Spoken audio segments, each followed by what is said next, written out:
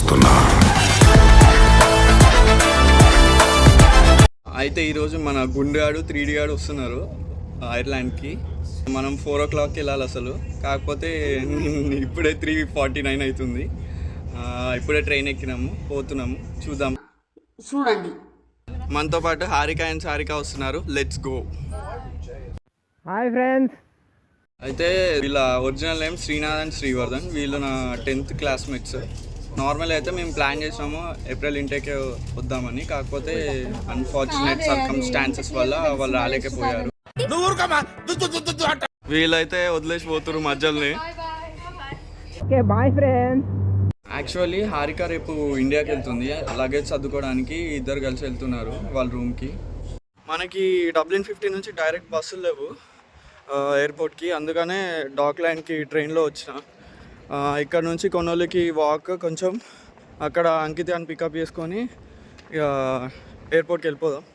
Small change of plans guys.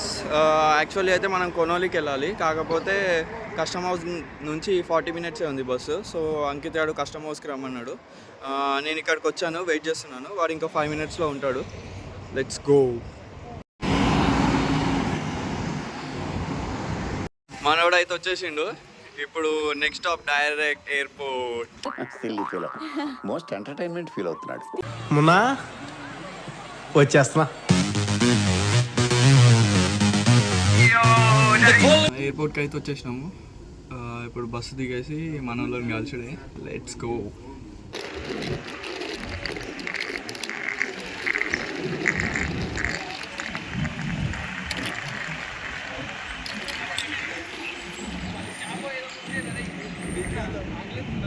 వచ్చేసిరు మన వాళ్ళు. అయితే ఏదో ముఖాలు అయితే ఎలుగుతలేవు ఎందుకో నాకు అర్థమవుతలేదు.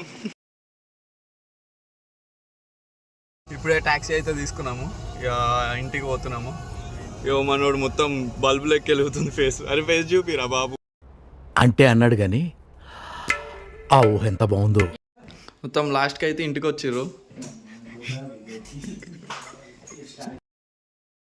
నేను పోతాను అన్నయ్య, నేను పోతాను, నాకు ఇది వద్దు వద్దన్నయ్య, నేను పోతాను. ఇక వెళ్ళండి.